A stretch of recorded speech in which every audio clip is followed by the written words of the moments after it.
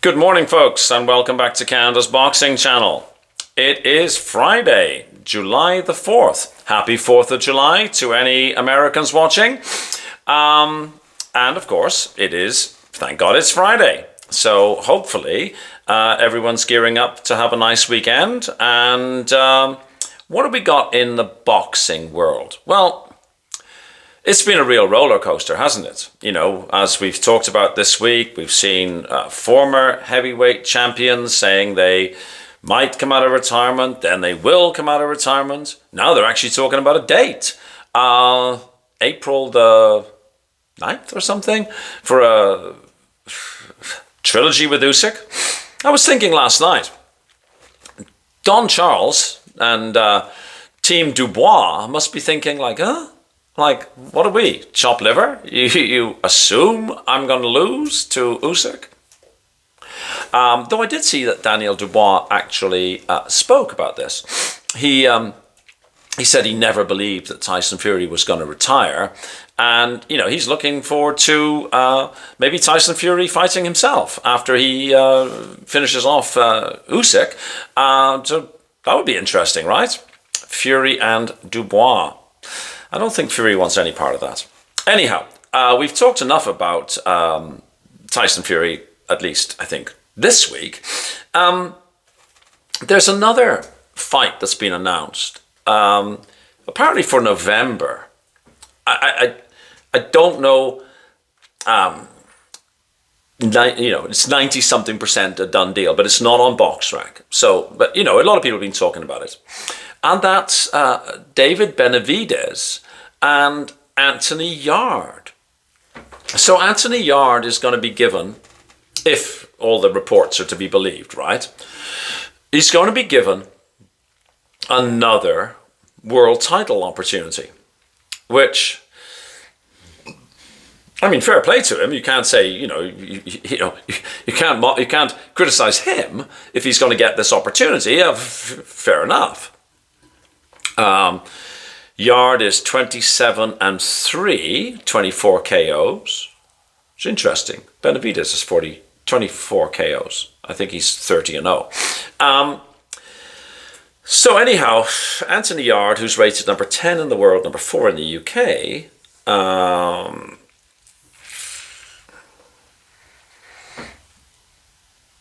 I'm pausing because I'm actually not sure why he's getting another world title opportunity. His 3 losses are against Kovalev, Lyndon Arthur, and of course he's remedied that, right? And then Beterbiev. I hate to say it, but it looks like Lyndon Arthur is his best win. And I like Lyndon Arthur. I think Lyndon Arthur is he's one of those kind of fighters I like, right? But with the best will in the world, I don't think Lyndon Arthur is world class. Fringe world class, maybe? Domestic level, for sure. So if Anthony Yarde, if that's his best win, like, how does he manage to get a shot against Benavidez? Well, let's say this. If he hadn't gone back to Frank Warren, he probably wouldn't be getting this title shot. And we'll leave it at there. But yes, it slightly irritates me when I see people getting title shots, and I wonder,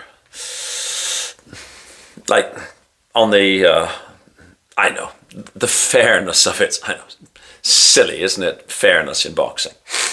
But anyways, it'll be interesting. If this is real, then we'll talk about it nearer the time. Very early doors, I would say Anthony Yarde is going to come second. But anyways, we'll talk about it nearer the time. Now, moving on to something we've talked about before, and that's wee Billie Nelson and the King of Scotland, Martin Bakole. So Billy Nelson has told the Ring magazine that Martin Bakole had a reality check in his fight with Efe Ajagba. Yeah, I think so. Yes. What does the Ring magazine say? Bakole flattered to deceive for sustained periods and was forced to settle a 10-round majority draw. I think he was lucky to get that draw.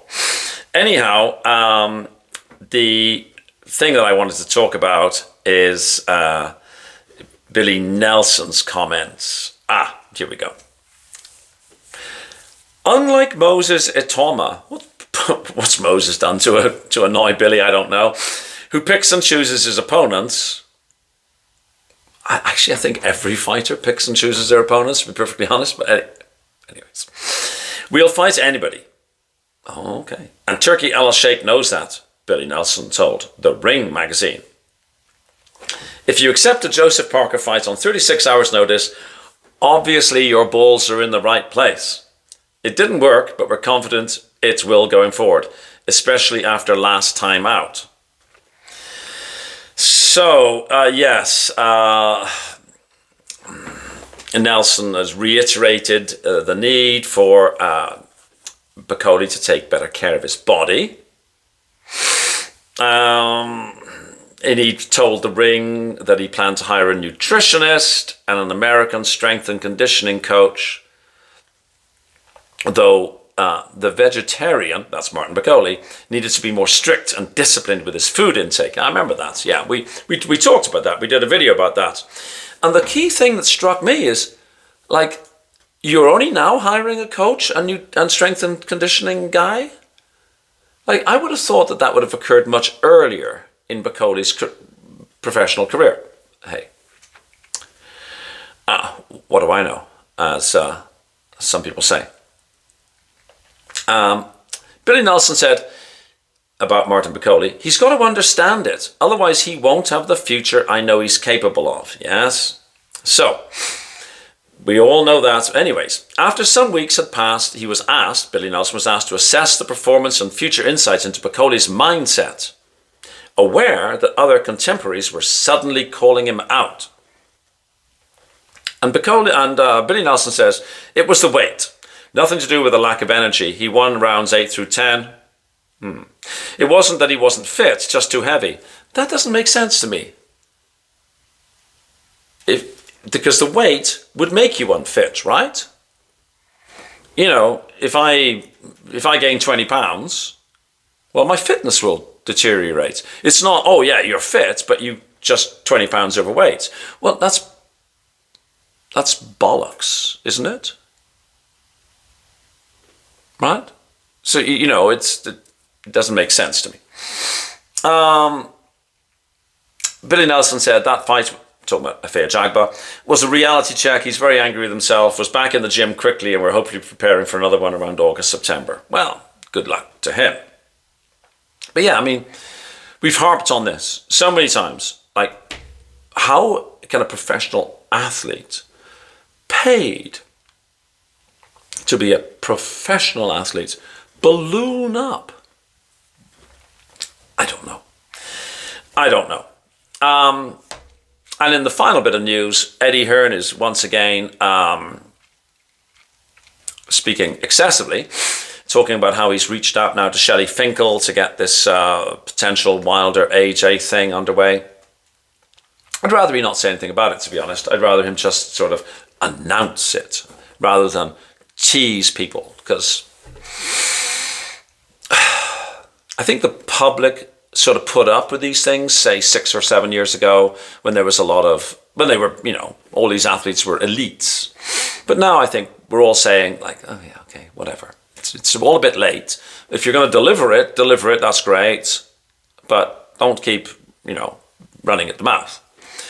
And on the subject of running at the mouth, that's my cue to shut up and to get on with my day. I've got a tractor to service and endless amounts of little projects that are semi-started. I think that's the best way to put it. So I will leave you with the usual. If you like, please share, please subscribe. And I look forward to seeing you on the next video. Have a fabulous day. Thanks for watching. Bye-bye.